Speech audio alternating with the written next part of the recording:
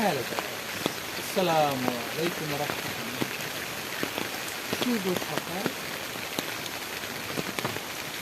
এখন আজ সকাল থেকে কোনো কারণ থাকে গেলাম, ভাবলাম কারণ যাবে থাকবে না।